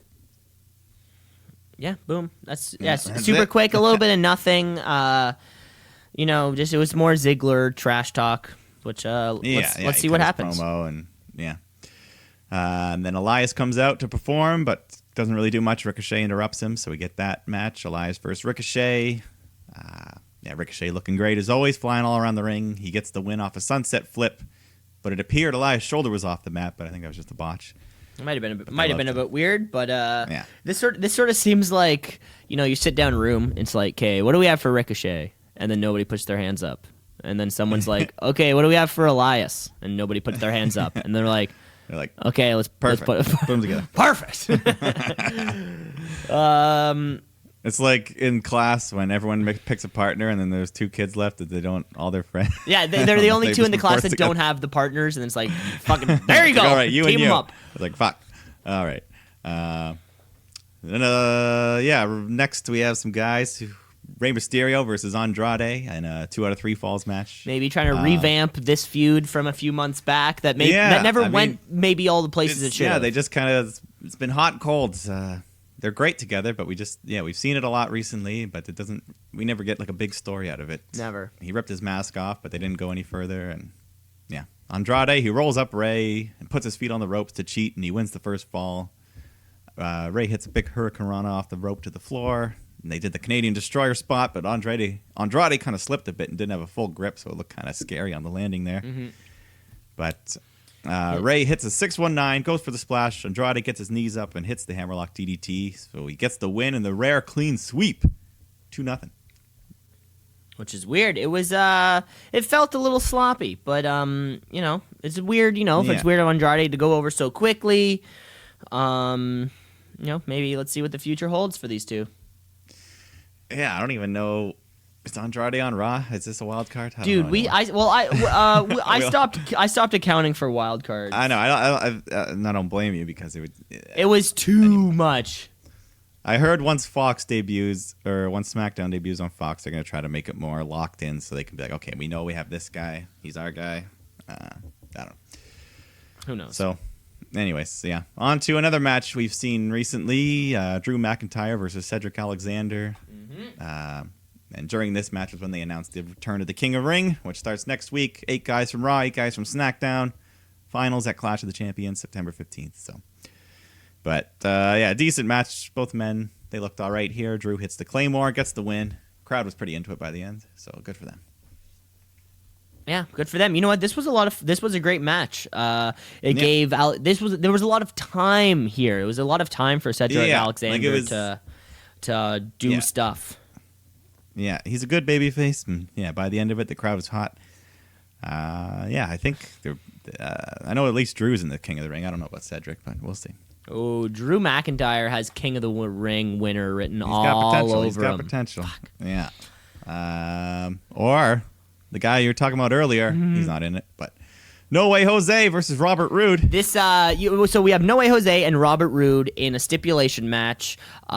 This was the They Still Work Here match. Yeah, that was the stip. You get 2 performers, and you're not sure if they still work here, and you put them in a match together. So I think it was just spine buster to DDT to win. Yeah, pretty easy win for Roode. So it didn't do nothing for me, but whatever. I guess. I think Bobby Roode's a Toronto dude. Yeah, Scarborough maybe, or somewhere. I think he's born in Southern Ontario, so maybe a little bit of crowd service. That CanCon that we were talking about. Yeah, but why? Okay. And then we get Paul Heyman. He's backstage. He reveals that Lesnar will not get a rematch for the title, and he's just kind of worried about having to go explain this to him in his locker room. Yeah. So I don't know. We'll see where the Beast goes from here. But we get the Revival versus Lucha House Party. Just kind of lots of lucha flips during this match, and in the middle of it all, Truth and Carmella come running out with the gaggle, and the Revival, they end up getting their hands on Truth, and they pin them together to become co-champs. So first ever. So the Revival were co-champs. That's what happened, right? Yeah, and then Kalisto hits Dawson with a Salida del Sol, but Dash saves him, and Carmella pulls Truth over Dawson, gets the 3 count. So Truth is a 12-time champ. And him and Carmella run off to the back. They escape the gaggle, and Truth is celebrating backstage when Elias smacks him from behind with a guitar and pins him to win the title for his 3rd time. Wow, three title changes on one. 3 for 1 there. Great segment, of course. It's always a quick little laugh. Gives mid carders something to do, and it's always going to get over. Yeah, exactly. Keeping the guys involved in a storyline here. Next up, Natalia's coming down to the ring to announce, to talk about her defeat the night before. Yeah, she's got a sling. She's got a sling and a Louis Vuitton belt buckle because nothing says I'm sick and hurt like a Louis Vuitton belt buckle. Of course, her arm's in a sling. And this was also pretty funny. So Natalya says, my elbow is dislocated. I'm getting an MRI tomorrow, which is really funny because when I dislocated my knee, I didn't need an MRI. My fucking knee was dislocated. You can pretty much, as soon as coming from someone who has dislocated something, as soon as you do that, you know. You don't need. Yeah, you don't need. The doctor's not gonna be like, oh, we'll just wait. We're not gonna. A doctor's not gonna look at it and go like, well, let me see what's happening here. No, you're gonna get an MRI. You can pretty much tell exactly what the fuck's going on. But she comes back to just say like, yo, I'm hurting. I'm hurting right now, dog. And then didn't she started talking about her dead father, and she got all emotional. Yeah, something about my father passed away like a year ago this week or something like that. And, and then that's when the boss Sasha Banks comes back. What? Yeah. God damn, I missed you, baby. Missed you, baby. She comes out to console Natalya, but the consoling doesn't last for long. Yeah, she hugs Natty, and then she goes to grab a mic, but turns and slaps Natalya, rips off her purple hair, which was a wig to hide her new blue hair. Blue, for some reason. Which looks great. Blue means heel. Is that what that means? Purple means face? For her. Yeah, purple's too fun, too colorful. Even though it's blue. But I love it. I love it. The boss is back. She's healed. When Sasha Banks is giving it to Natalya. Of course, the man comes down to stand up for Natty. This is the man's division. She's not going to let this sort of shit happen. But she sort of lets the shit happen because Sasha Banks gives her one pretty well too. Yeah, her and Sasha exchange blows, but then Sasha grabs a chair and nails Becky with a bunch of chair shots. One of which hit Becky in the back of the head. So that was pretty cool. Vicious. But Banks versus Becky, that's a main event level match for whatever pay-per-view. This is a main event level match. Just when we were, I sort of after, Natalya's, she was in Canada, whatever, there's a chance. Becky Lynch has been lacking of viable contenders for that belt. Here comes what we've been waiting for a decade now. Heel Sasha. I'm still waiting. These are your favorite too, so this is because we never got this in NXT. They always... we got the match. Becky did fight Sasha, but that wasn't the Becky we have now, and it's gonna be perfect. It's gonna be perfect. Sasha Banks gonna be the perfect heel to come whenever that is. Yeah, whenever, wherever, I'll be there. Whenever. I'll be there. But yeah, so we do have these two pay-per-views before, so is Survivor Series still going to be the cross-brand thing? Usually they do that, and it never matters. So because what I'm saying is, Bayley is that SmackDown Women's Champ. Yeah. Sasha is gunning for that Raw Women's Champ. We're only 3 months away from Survivor Series. Yeah, we could. If they build to that, that's still my with the time, and we have the time now. We have the time now. 5-star matchup. That has that's what we've all wanted for years and years and years now. So the next couple months of this. Very exciting. Raw Women's title could be fun. Yeah. Very exciting. The opposite of this next match. I'm enacting my my skip. Well, it's quicker to just say Viking Raiders beat the Jobbers. That's right. There you go. Whatever. We do have more tag team action coming up next, though. Some championship matches. We have the Kabuki Warriors. We're taking on that Bliss Cross.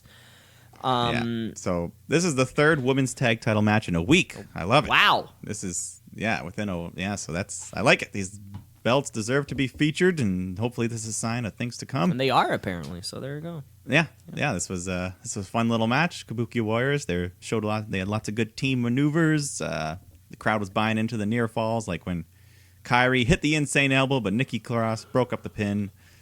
And eventually Asuka's taken out of the picture, and Nikki hits Kairi with the swinging neckbreaker, tags in Alexa, who hits the Twisted Bliss for the win. Retain the titles, and continue to look good as a team. Continue to look good. That's exactly right. I think this Bliss Cross thing is working, despite nobody thinking it would. So let's keep it rolling. And now the tag titles, they're on TV weekly at this point, so... I mean, not that it was the Iconics' fault. Of course, we know you do. We do have. Let's get to our main event. It's main event time here. We were promised earlier on in the night. We have AJ Styles. We have Seth Rollins. Champ v champ. Is it for the other one's belt? I didn't gather that. No. It might just be non-title matches. When they say title for title, yeah. When it's just champ versus champion. This is just champ versus champ. What happened? I mean, I think AJ Styles comes out pretty hot off the main event. It was a good match. Got a couple sling blades. Yeah, of course. The OC is causing distractions left, right, and center. Yeah, Seth's going for the frog splash. They push him off the top rope, and the refs had enough, so he throws them out. But they come back pretty much right after, and then they just jump Seth, causing the DQ. They're beating on Rollins, and then Ricochet comes out to save him, but the numbers are still too much, and the OC gets the better of him, so AJ has the club, set Rollins up to do a Styles Clash off the top rope, but Braun Strowman comes out. Forgot about him. Yeah, he just cleans house, beats everyone up, hands Seth his Universal title, and shakes his hand to end the show, and then Ricochet pops up in time to recover to make the closing shot, so he's okay too. But, Strowman kind of, teasing a bit, like, I want your title, but I'm going to do it the right way. So he hands him back his, I don't know. Yeah, I don't know. This is the time of year. Every time, this is the annual Strowman push where up until Royal Rumble. Now, when Royal Rumble comes around, like, wait a minute, we don't want you doing much at WrestleMania. Yeah, it's, I feel like this time last year was Braun turning heel on Roman. Yeah, just out of nowhere after and he had the Money in the Bank, and now Braun's back to this face thing. I mean, is Strowman coming for which belt's he coming for? I don't fucking know. I don't know. We'll see. We will see. Either way, that's the closing. We will see. Raw. That's the closing segment for Monday Night Raw. I mean, the ACC crowd was hot all night, and let's see if we can carry that heat into the next day. Right, because this is SmackDown. We are back at the bank. We're back. SmackDown live from Toronto. We have what's going to happen to? Do you think Shane McMahon is ever going to fucking show up on this show? Do we think the Ran Man has something to say about this double countout for what he believes to be his WWE Championship? And where's Liv Morgan? Will she show up? And where's Liv Morgan? I don't know. Let's find out now because SmackDown kicks off. It's the Kevin Owens show, baby. He comes out first in his ready-to-go attire. So just so you know, there may be a bump. Where at least he's prepared himself. He's always kind of ready to go. He's always kind of. Sometimes he's wearing pants, but sometimes he's not. And this was not one of those times. So of course he comes out, doing the celebration rally. He's stoked for his King of the Ring. So I think he'll be in that competition, at least from the SmackDown side. When Shane McMahon brings up the footage from the night before of getting nut shot, he's like, "Yo, you can't do that." And you attacked an official. You attacked Elias. He's going to be serving. He's sentenced with a $100,000 fine. Yeah, that's a hefty sum. And the crowd just chants "asshole" at Shane McMahon. That was nice. Yeah, you know what? Nice like Kevin. Yeah, Shane will never do that kind of like an extra step to make a promo special. But like Kevin Owens did a great job at selling this. Like, that's his education. It's his, also $100,000 on one child's education is a fuck ton of money in Canada. I know that joke or like that bit in the States would kill because you're like, wow, that's like a year of thing. But like $100,000, I remember tuition for me was like $8,000 a year. Yeah, $100,000 should get you through like a $100,000 should thing. be like it would be residence and you can get a whole program, meal plan. You could definitely afford your rent. rent. As long as you're not becoming a doctor, if you're getting like a BA, $100,000 suffices for sure. Oh yeah, and it would be you could handle all of your. We're not talking about that. Anyways, enough financial. This isn't talk. fine talk. Shoot finances. So that's what happens. I don't know.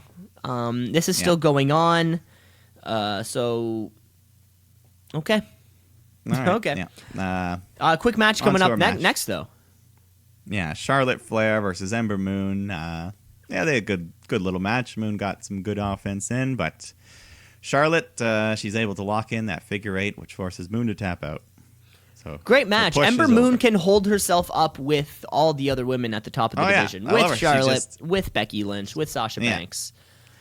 she just doesn't get the push yet. She's gonna have to go through that Becky phase where she's underutilized for a year or so, and then the crowd's just dying to have her on top, and the reactions become overwhelming, and they're forced to play their hand. So with 2 straight Charlotte wins, is Charlotte already back up at the top of the card now? She took like a month off, and now she's back, or what do we see happening at Clash of Champions right now? I don't know, yeah, because Bayley needs an opponent. Some kind of triple. We can have a triple threat type thing, I mean. Yeah, I don't know. Maybe Fire and Desire will find their way in there somehow, But yeah, we go on to Brian and Rowan. They're coming out to cut a promo, clear the air regarding this mystery attacker angle. And he says someone's out to get Rowan, but they didn't have anything to do with it, despite Buddy Murphy's false accusations. So. Brian doesn't blame Buddy, though. He says, all of you would lie, cave in, and you had to give a name, but you gave the wrong name. And so he says, this is how it is these days. Someone tells a lie, and it gets spread, and it becomes the truth. So they're going to clear the air by the end of the night. So we'll get back to them later. So we will see. But we're getting a match. Yeah. Well, there's a quick, more backstage time with Aleister Black. Same thing. He's just looking for another challenger to come knock. So, if anyone's out there, someone just come go knocking. knock. I don't know. Eventually, stop being lazy, Black. Yeah, I don't know. I don't fucking care. Does somebody knock? I don't know. Yeah. We do. We're getting a match, though. Roman Reigns. We're getting Buddy Murphy. So Roman Reigns still suspects Buddy Murphy is the one that fucked him up or whatever. Well, he just thinks there's something shady. There's something shady, and he wants to show him a lesson.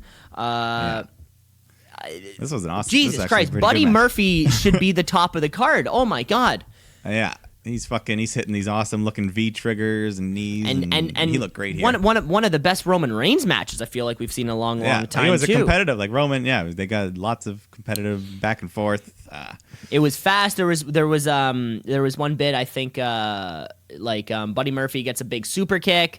Roman Reigns comes off the ropes into a Superman punch, gets the 1-2. Buddy Murphy kicks out of the fucking Superman punch. Yeah, he did like a 1.5 or he did like a half flip on a spear. When he took it, he gets hit by the spear. Instead of just landing on Roman, his back, he forward with it as well. He flips into it.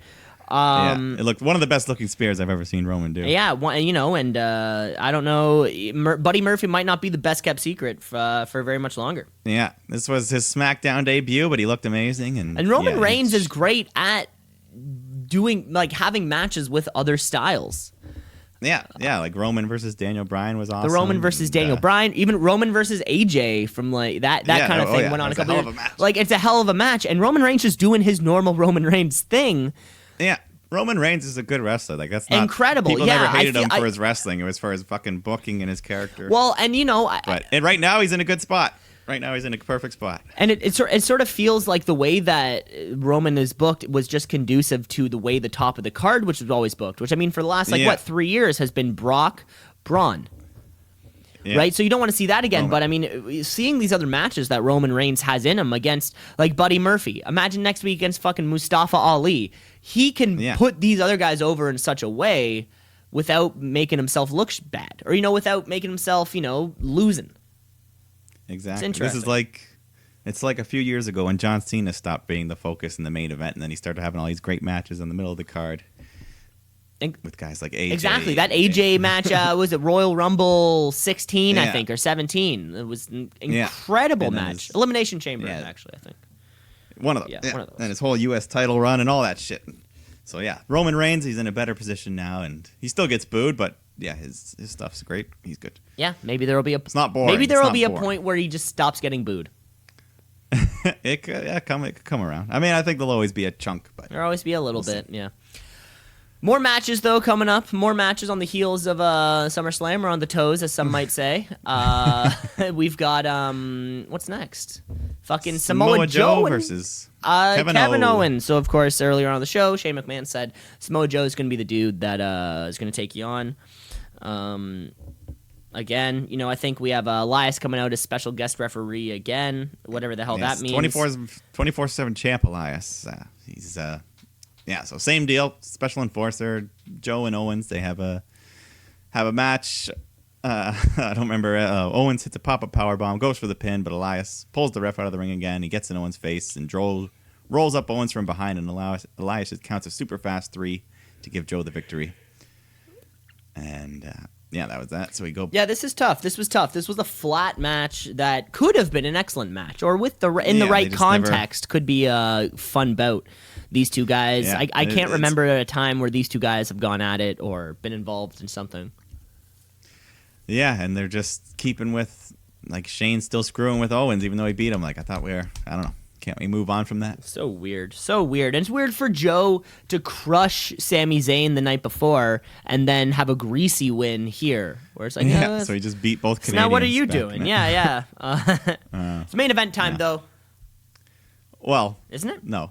Well, we go backstage. There's Brian and Rowan in the locker room, and they tell everyone to get out except for Buddy Murphy. And then, they need him to admit that he lied, and they get all in his grill, and they toss him around, and so he finally admits. He says he lied, and then they just beat him up anyways. And so Roman's looking for their dressing room. And then that leads to the main event, the wrestling match. The New Day versus Randy Orton and the Revival. Yeah, Randy cuts like a little promo before the match on Kofi, just saying he ran away from the fight, and he can't beat him, so... We get a pretty standard 6-man tag match. The Revival, everything ends up breaking down. The Revival hit the Shatter Machine on Xavier for the win, and then they just continue to beat down on the New Day after the match. And then we cut backstage again to Rowan and Brian. Roman Reigns walks in the room, and he stares him down, and Brian just tells him to go ahead and apologize. Roman's ready to smack him, but Brian says, come on, we've been conducting our own investigation, and we found out who did it. So next week, we will bring you the culprit. So, classic cliffhanger. We got a cliffhanger ending. So let's tune in next week because we don't know what's going to happen. I like that. A good whodunit. We got this whodunit. Classic whodunit. You know. Yeah, they've done that. SmackDown's been good at the endings the last couple weeks. I like it. Yeah, well, there's like a legit storyline going on. Something for us to be excited about. It's right? good. Yeah, like I'm excited in a Roman Reigns storyline. It's been a long time since we've been excited about Roman. I'm genuinely Roman. Interested. Yeah. Oh, geez. And there you have it, folks. Pretty much both shows were pretty solid all around this week. Nothing too terrible. Some decent wrestling. Well, yeah, like we said, storylines, the big Sasha. And, like we said before, right? If you're only going to come to Toronto once a year, you got to make it count. Yeah, 4 straight days. Because those subscription numbers are down. They need us, Mike. They need us. But the ticket sales were there. Ticket sales are up. And there you have it, folks. That was Raw and SmackDown for the week, our 2 shows. And pretty good 2 shows at that.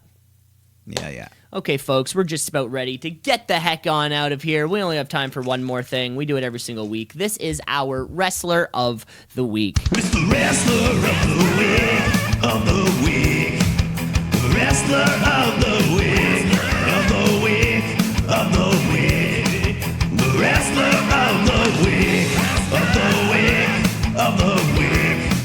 The Wrestler of the Week, of the Week, of the Week.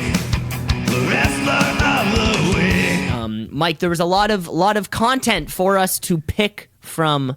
Yeah, this was a tough one. This was a tough one, Mike. I'm going to have to start off with my Wrestler of the Week. I never thought I'd be saying these words. Brock Lesnar. That's right, folks. I have never I have never been so shocked by someone's performance. There has certainly been seeing pay-per-views where you're like, especially those early Brock match or the Brock AJ, the Brock Finn, the Brock Daniel Bryan. You're like, these are great matches, but, the impact wasn't quite there. I was like, oh, shit, Brock Lesnar can do these things. Being there, seeing him, the excitement of it all. Brock fucking Lesnar, dude. I was just amazed, and he put on quite a show. Seth Rollins got the win, but Brock, you are my Wrestler of the Week. Yes, that's a great pick. And I'm going to have to go with Seth Rollins right on the other end of the... On the other end! Just for everything we said earlier. Completely won us over in that match. Put on a hell of a performance. Exciting. We got to see that title change. I was close to putting the Fiend on there as well, just for how damn good he was. But he's already had it a couple weeks, so went with Seth Rollins. With Seth freaking Rollins. Did we ever find out what that N stood for? I don't know. We should probably find that out. Seth Rollins, Brock Lesnar, you are the Wrestlers of the Week. And folks, that's all the time that we have for this week's show. Yeah, we'll be back next week to start of the King of the Ring and whatever else comes up in between. King of the Wing. King of the King of the Wing. Wing. The King of the Ring. That's what we're going to do. We're going to go to a chicken We're wing gonna go to place. Chicken We're Wing gonna and host, find out the best wings out there. The King of the Ring tournament is next week. Remember, you can rate, review, like, and subscribe to the show, Apple Podcasts, YouTube, Spotify, Google Play, all the things. Fucking A, this wrestling shit's not gonna stop. So we're gonna be back next week to talk a bit more about it. Can't stop, won't stop. Can't stop, won't stop, baby. Okay, folks, thanks for listening. Boom.